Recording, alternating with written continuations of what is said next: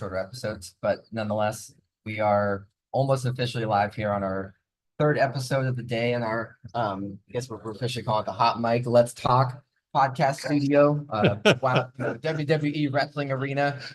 Things are getting spicy here in the podcast studio. But So I feel like I'm in the steel cage now. It is. no, Okay, that steel door- cage match with you guys. Got it. You actually can't open that door from the inside. Okay, got it. Okay.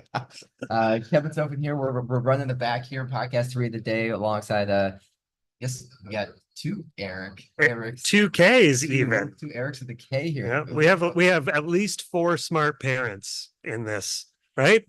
Absolutely. Right. Okay. I'm never going to talk bad about my parents. Right. No. Yeah. So, but we're running the back, and I'm Kevin Sofin here, tech advisor at the IFC, and grateful to be in the booth alongside both Eric K here, talk shop on. I don't even know where we're gonna go with this one, so I'll throw it to you first. Oh, we're gonna go all over the place with this one because Eric's is gonna be leading the show. But I'm Eric, one singular, no S, Litzenberg. I'm IAFC's senior wildland fire advisor, having done a career in Santa Fe, New Mexico. We were lucky to have Eric's Gablix. Did I say it right? You did. Gablix. Yes. From the National Fire Academy, among other things. Mm-hmm. If you would introduce yourself and through that, also tell us how you got to be where you are now. Yeah, well, thank you and good to be with you. And let's just start with my name because everybody wonders about that. So it's Eric's with an S because I'm a first generation Latvian. So my parents immigrated to the United States during the war. So they came here from Latvia. I read, speak, and write Latvian. So I'm actually ESL. English is a second language, believe it or not. Wow. At home, we only spoke Latvian.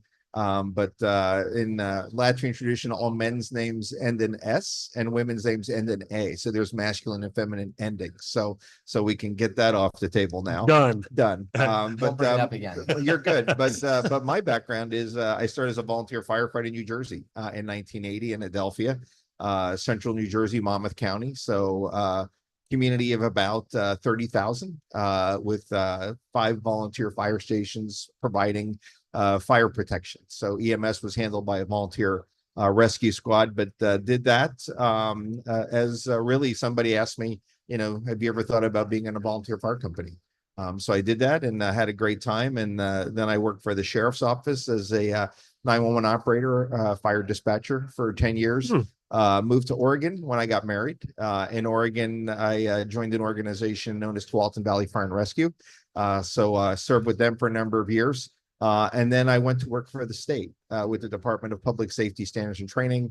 Oregon is somewhat unique because all public safety training and certifications under one organization. And that's the Department of Public Safety Standards and Training, serving about 45,000 constituents. So that included law enforcement, fire, 911, corrections, private security. So worked at that organization for a number of years, 10 as the director. So I got to build a brand new public safety academy as part of that for the state, for all the disciplines, 230-acre campus. So that was a great opportunity. Really active nationally during that time with a couple of organizations, obviously an IAFC member for more than 25 years. Also very active in the training realm. So represented Oregon on the North American Fire Training Directors. Also served as the president of NAFTE for 4 years. So had a great opportunity there. Also represented NAFTE on the Congressional Fire Service Institute. So understanding that the fire service is really that 6 degrees of separation. So the issues that are affecting Oregon, the issues affecting New Jersey when I was there are really national issues. So in New Jersey, my brother was the state forest fire chief. Oh, wow. Yeah, and he works for the U.S. Forest Service now. So he's the deputy IC on the Northeast area IMT. Oh, wow. So he's a second career person. But I got the opportunity to come work for the U.S. Fire Administration as the National Fire Academy Superintendent. So I've been in that role for 5 years. Always went to NFA as a student, a big fan of the National Fire Academy, served on their Board of Visitors for a number of years. And then when Chief Hoover promoted up to be the Deputy U.S. Fire Administrator, then the superintendent slot opened up. So I applied for that. And months later, I was asked to be part of that. So now in that role, so no longer as a student, but still come to the job from a student-centric approach. Because the reason the National Fire Academy exists is to support career and volunteer firefighters across the country and EMS providers with training opportunities. So that's what I do on a daily basis. That is awesome. Yeah. That must have been an amazing moment when you first arrived at NFA as the superintendent, having gone there so many times as a student. Yeah. How awe-inspiring. It is, and it's great, right? So it's a great opportunity to kind of go from, classroom. And my first opportunity was as a volunteer officer going to a 2-day National Fire Academy class being held in New Jersey. So somebody said, you should go to this class. I went to that class. It was great. As part of that class, they announced that there's a state weekend at the National Fire Academy in Emmitsburg. I had never been. I went with another fire chief, Barry Oldjars from Jackson Mills. He says, I'll drive if you want to come. We went for the state weekend, and, just pulling into the campus as you both know, right? It's just amazing, right? Our campus is, more than 160 years old. It used to be St. Joseph's College. It was established by St. Elizabeth Ann Seton. And it's the birthplace, many believe, of the Catholic education system in America, but an all-girls college that interestingly merged with Mount St. Mary's University just down the road in Emmitsburg. But at the same time, a report that all of you have read, and most of your reader or listeners, America Burning. Within America Burning, there was a direction to establish a National Fire Academy similar to our military war colleges, and not to do basic training. So we're not training firefighters to be firefighters. We're not training EMTs to be EMTs. We're not doing fire officer 1. We're not doing instructor 1, but designed to create classes that address gaps that our state, local, tribal, and territorial partners have. So at the same time, and this is always just interesting how we're so connected, but a lot of your listeners will remember the Brady books, Brady Publishing. Well, Mark Brady, who's the PIO for Prince George's County, his dad was very active in the Emmitsburg community. And when America Burning came out and St. Joseph's College went up for sale, he says, I think I have a place for you. So after a number of meetings, the rest is history. The National Fire Academy has been there since President Carter dedicated the campus in 1974. So what a great place to be. And now we're providing training to, thousands of people every year. Yeah. And you sure are. I do speak English as my first language. Yes, you're good. I'm still learning how to speak it. Right. I didn't even have the challenge. Yeah. So I am always impressed on social media how you answer every time a student tags your institute on there. I mean, that is really cool. Your connection with the students it's remains, right? Because it's the why, right? Why are we here? And it's an interesting discussion to have with your workforce. But the reason the National Fire Academy is here is to support approximately 1.2 million firefighters across America. Now, we also have international students come visit, but our why is to make sure that we're providing them with an amazing professional development opportunity. I'm very realistic coming out of state training. I know we're not the only game in town. There are other state academies, there's college university programs, there's organizations like IFC and all the others. They also provide training. Really what sets us apart is the campus. We could bring people from every state, all the territories, and put them in a classroom where they could have very difficult but important discussions that they may not be able to have back home. Right. And why I say that is because if I bring a class from the NFA, which we do, we reach more students off campus than on.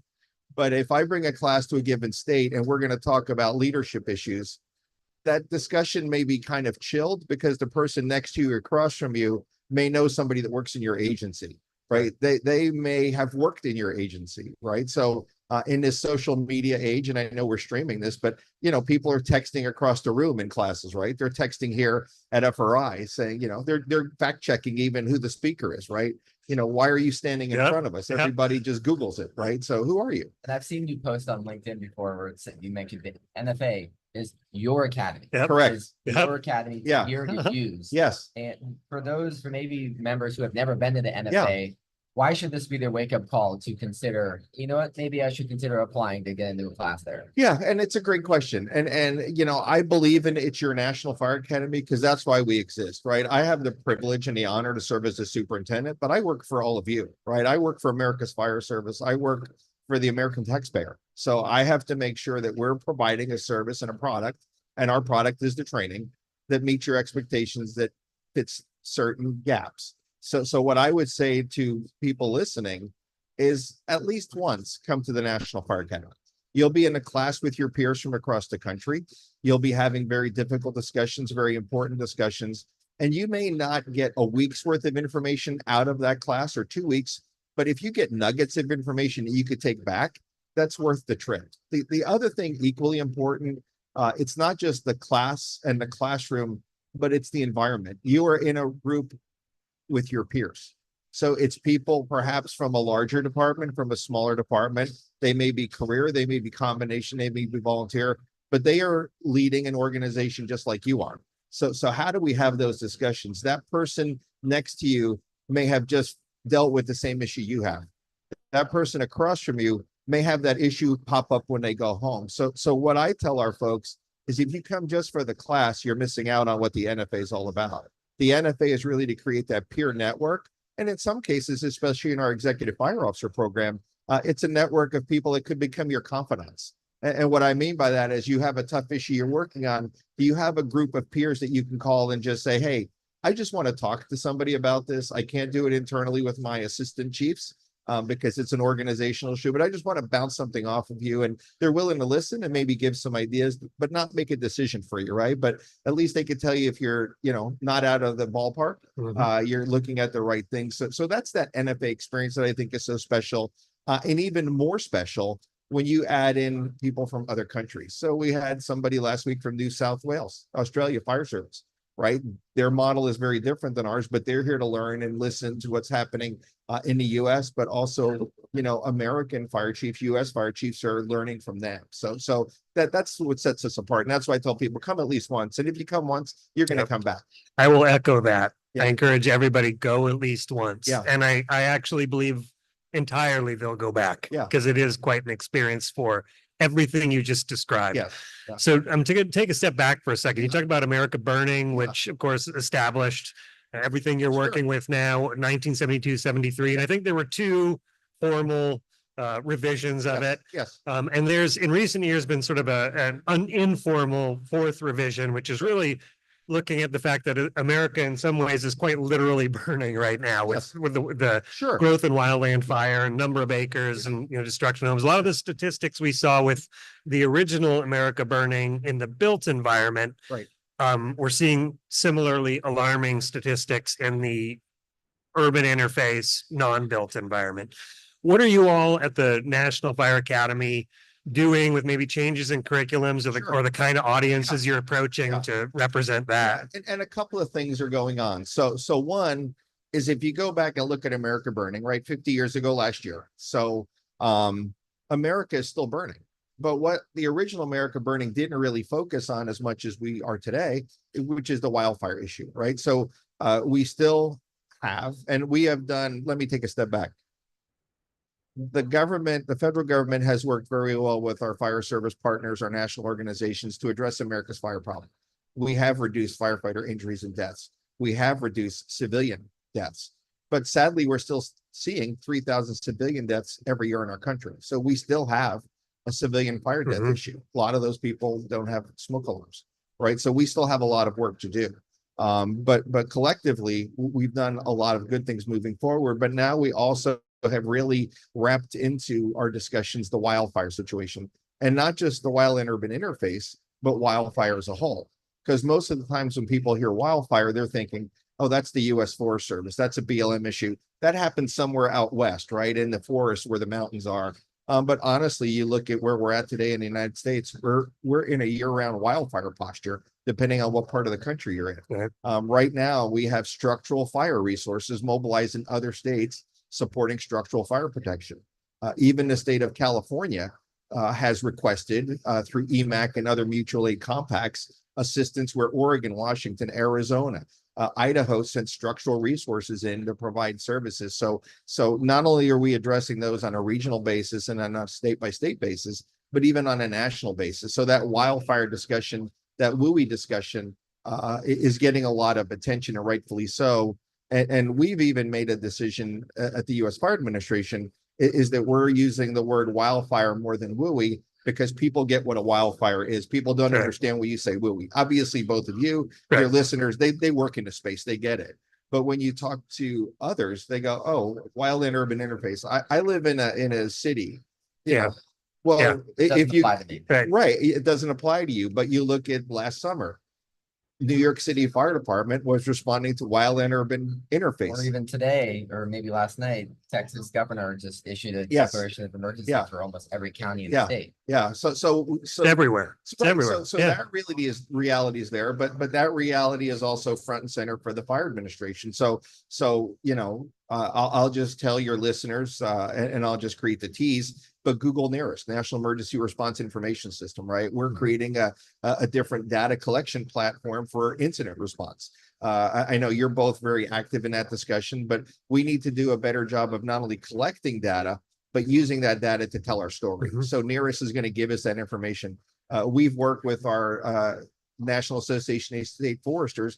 We've mapped out every fire district in the United States, not just by the town, but as all of us know in the fire service, there are regional fire departments, there are county fire departments, there are volunteer fire companies that aren't part of a town. So the work of Nearest has basically mapped out where those fire districts are. State foresters are active in that because it's important for all of us. And then you kind of segue over to what else is the fire administration doing? We have an active wildfire map on our webpage. So in fact, we have a dedicated webpage just for wildfire. So all people have to do is Google USFA wildfire. Everything that we have up there is active. So you can see the status of fires. You can see if there's fire management assistance grants. You can get public education, community risk reduction resources, and then you drop down and then you get to training. So for training, what we've really tried to do is identify our space. And our space isn't training interface firefighters. It's not training wildland firefighters, but it's supporting them. So we're active with National Wildfire Coordinating Group.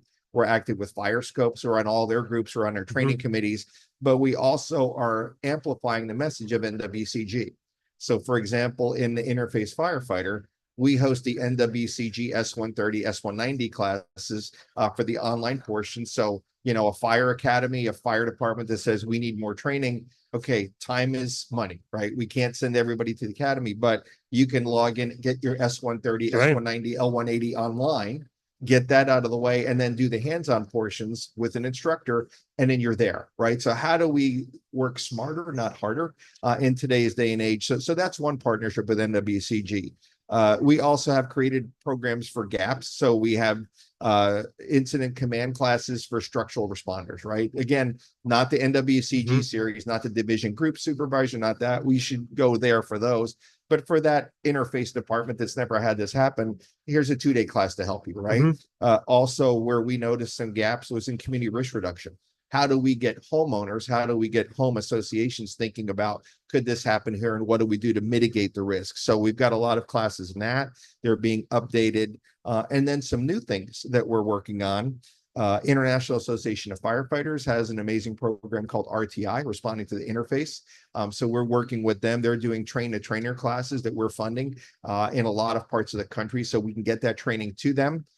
Also, another partner that you work with, SFPE, Society for Fire Protection Engineers.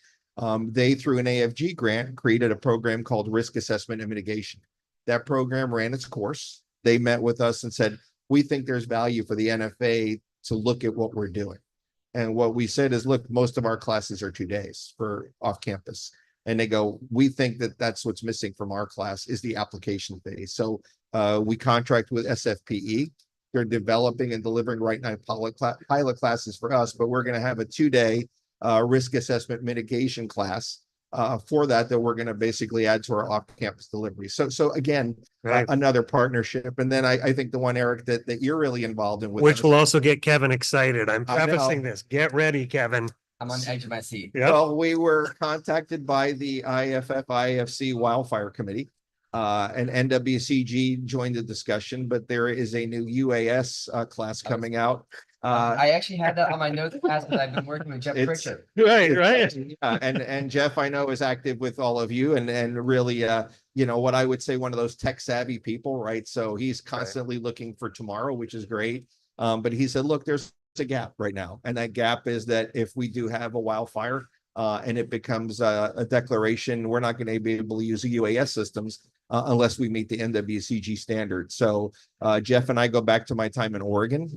So Jeff reached out. I said, look, when you're ready, I think we have an option. So what we are going to do is host the NWCG train-to-trainer classes for UAS. NWCG is going to provide the instructors. We're going to do it in Emmitsburg. So we've got some open fields that can handle the UAS system. So we're excited to do that. But also we're moving into this with a lot of awareness about how important this is going to be when it comes out, because everybody's going to want it, right? And that's what the fire service does. It's something new. We're going to want it. So what we're making sure that the people that are selected for the trainer class understand is it's not for them to get qualified.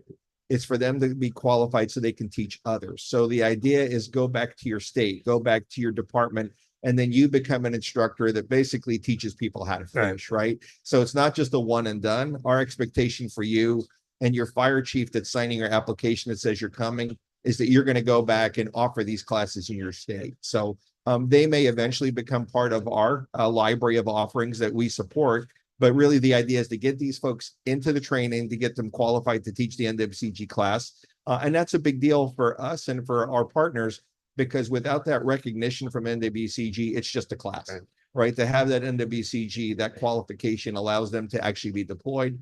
And we just saw recently how important UAS is with the tragedies in Texas after hurricanes and those things. But in Wildfire Daily, right? Aircraft is expensive to fly, right? And there's also not that many of them, right? Right now, we know the military is activating MAF systems to help support wildfire efforts because we run out of aircraft. Well, UAS gives us another option that's not as expensive, more available, but also that emerging technology, because we still don't know what we don't know, right? So getting instructors to be able to do this gives us another tool in the toolkit. So we're really excited about that. It's a cool one. It was also really cool to watch how quickly you got to yes. It was clear it was an important thing for all the partners, including NFA, which is neat. It's unique. And I say that Kevin was on the edge of his seat because literally every person today he has asked about UAS. This is the first one like, hey, we're going to get, like a developed answer out of this. Yes, So I did have a chance. I know I've been working with Jeff and Foy and that whole IFC working group.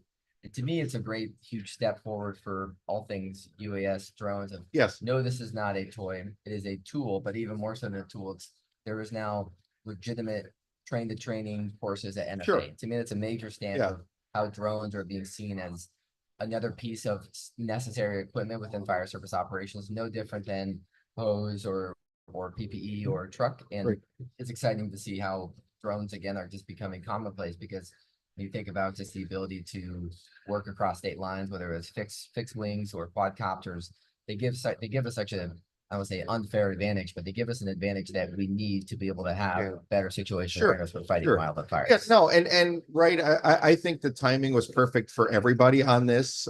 RES was an easy yes.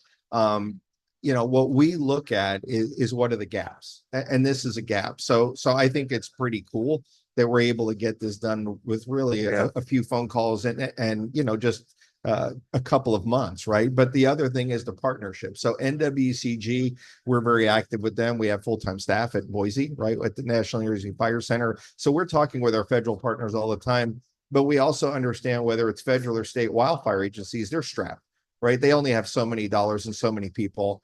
So even when I talk about the online S-130, S-190, the state foresters are saying, well, now I've got to train these folks. Well, you don't have to be the one, but hopefully, you see the partnership, and depending on the state, they're like, this is amazing, or like, this is one more thing we do. So again, I think the partnership we have with the UAS with NWCG, they see the trainer as a way to get in early. And let's get the structural community trained up. Let's get them qualified, and then they could basically go back and do great things. And that alleviates them from having to train everybody across the country that's a UAS operator. So it's really span of control, but also working smarter. True train the trainer too. Yes, exactly. And I want to emphasize this again, because I don't think a lot of people know this, and most of our listeners are sort of more local government kinds of folks. But for the folks who come from the land management agencies, Forest Service, BLM, those. You are the host of that online S-130, 190 period. Those agreements exist, and y'all host it, and you're the ones who keep it. So it's a big deal. There's a lot of people who are taking, using that online curriculum. It is very useful. It's probably our busiest program. So I think we have probably more than 20,000 people a year logging in. I know about 50,000 are taking our online programs. that we have. NFA reaches about 90,000 students a year. So we do a lot of training, but our online is the busiest. But out of that online series, the interface is obviously rather popular. But again, it makes sense. The other thing that we've done is we did a gap analysis years ago. So we just updated that. We looked at NFPA Firefighter 1 and 2. And then we compared it with the interface. So there are things that are covered in Firefighter 1 and 2 that you don't have to cover again in S130, S180. Like a reciprocity Exactly. kind of thing. And we've got on our webpage the gap analysis. If you do this, you don't need to do this. And this S130, and again, it's not a federal directive, right? We're not telling you what to do. We're making resources available to you. So depending on what department you're in, you may want all your people to have S130, S190 because interface is part of what you do. But in other communities, it's that brush fire, that field fire that they don't realize we actually consider an interface fire, right? That is an interface fire. It's a wildfire. But they might say, look, the online is good for us. We don't want the class in person. We'll do the online so our people are safe and effective and we can get it done. So again, we just give people options on how to get there. Options are appreciated. What's the future of education in the fire service? What's happening that's the next guy? It's a great question. One of the things I get a lot, especially post-pandemic, is are you going to move everything to online? Right. That's where we went. And my answer is no. We're going to use the right platform for the right training. So we're going to be in a couple of spaces. We are always going to have a presence in Emmitsburg, Maryland, right? We're always going to have on-campus classes for the reasons that I mentioned earlier. We're always going to have state-supported, state-sponsored, state-delivered classes because we know it's hard for people to get time away to travel to Emmitsburg. But if we can get, 5-day, 6-day classes to the state fire training systems and they host us and we partner with them, that gets training as close to home as we can, right? They identified hosts. It doesn't always have to be the state academy. They may pick an area that says we have a need for this class. We'll get that class to them. And then the third part is the online. So we're going to stay active in all three of those. But the other thing that we keep looking at is the changing demographic of the fire service. And what I mean by that is that very few professions have so many generations actively working. So if you look at the American Fire Service, we have cadets that are 16. They become members at 18, depending on what the state regulations are. But we have people still in their 70s serving in volunteer fire companies, right? Because that's who the fire protection is. So it might be the person that drives the tender or the tanker, depending on where you're at. So I don't want to offend any listeners. Of course, in the West, you know that. And you lived in both arenas. I lived in both arenas, so I understand the vernacular, but I also know what it's typed as. But we need to make sure that we have those classes for all those different generations and formats that they want.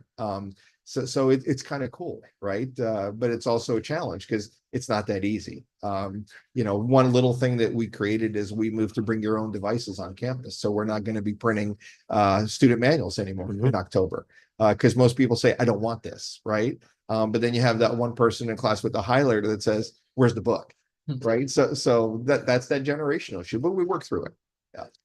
You mentioned, we talked about the drone class. You mentioned some of your past work with NAFTE and I know they're big in using this, driving this whole how to use virtual reality as another complementary tool to get sets and reps. Is there any other technology program or something, any sort of introduction of technology with NFA in terms of the delivery of, again, not something about like, drones as a tool, virtual reality as a tool.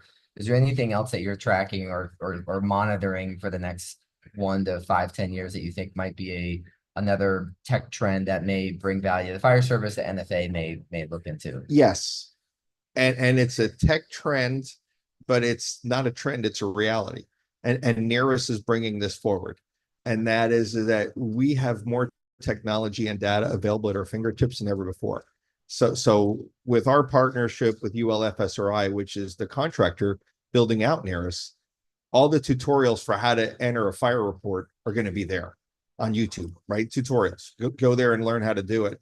But what the NFA has identified and what we're working on is 2 new classes. One is data literacy for the fire service. Because if you think of how much is happening and how many generations are in the fire service, the younger member probably has more savvy for using the tech, but that chief officer needs to know how to use that data when they go to their elected officials to give their update about, here's the fire issue in our community. The same is true when they're going for a bond measure. This is why we need a ladder truck. These are the kind of calls we're going on, right? The same with the interface. No, we need a brush truck because look at where our call volume is in this interface area. So how do we use that data to inform and to help give us information on how do we present it? So the data literacy class is how do we understand what it all is there? And Kevin, you live in this world every day, and I watch what you're posting, and I'm learning every day when I look at your post because I'm looking up what does that mean? What he's saying, but we're in a time where it's coming at so fast and so often it's hard to keep up. So how do we do that? But also how do we have that class for the fire officer wherever they are to understand what all these terms use, right? So that alert class is there, and then a 2-day class, which is how do you use the data to make presentations? How do you use the data to inform? A lot of people say data led, but it's not really data led, it's data informed, right? Data is not leading the organization, the leadership is leading the organization, but how do you take the information you're collecting to make decisions? And that's, I think, the benefit that we're seeing in the future. And that's just one of many things, right? Because we're constantly, staying up with or catching up with things that are happening in the industry. You kind of just hit on this, and then I think this become my last question before I throw it to you is data literacy. You touched on it a tiny bit, but what does data literacy mean in your definition? Well, in my definition, and again, this is not a technical definition, but how do we understand what we have at our fingertips and how do we use it? Right? We are collecting information on so many things. Our communities are collecting information on so many things. We have water that moves underneath our municipalities. How much water is underground? How much can we move? If you look at all that data that's sitting at City Hall, at the county, at the state level, are we harnessing what's there to use it in our organizations to decide where do we put the next fire station? Right? Where's our interface issue in this community? So data literacy is how do we understand what all those terms mean? Because if you're sitting at some of these tables today and the IT folks are there or the city GIS people, they're talking about things. And if you're not understanding what they're doing and figuring out how to harness it, you're missing out. Thank you. Well said. Yeah. All right. Keeping on the subject of literacy, you speak 2 languages, and I would love the final answer to be in Latvian. However, none of us would understand what you were saying. So never mind that. Never mind that. You're good. We would love to hear, personally or professionally, however you perceive it, of what are you most proud? Wow. I think what I'm most proud of is the attitude that I bring to whatever I do, which is I'm proud of whatever I'm doing at the time because I'm doing something, right? My parents came here to the United States via a boat through Ellis Island with suitcases with their respective families, and eventually they got married when they met here. But people help them when they came to this country, and I get to help people now. When I was in the fire service, you help people when they're having a bad day, right? In the National Fire Academy, I get to lead an organization that does amazing work for the firefighters across the country. So what I'm most proud of, I think, is the attitude I bring, which is let's get things done, right? Yep. People have it a lot worse than we do. And I always remember that. I have a smile on my face every day, right? I realize I've got a roof over my house. I've got food in my refrigerator. I have a paycheck coming in. Not everybody has that. So I think most proud of is just the work ethic I have and the attitude I bring to the job. Well, working next to you in some ways, I think you should be proud of your work ethic and your attitude. I am very impressed, like I said, with how quick you've gotten to yes on all these evolutionary things. Thanks for doing what you're doing. No, thank Now, you. what do you really want to say about Eric? No, well, here's what I'll say about the 3 of us.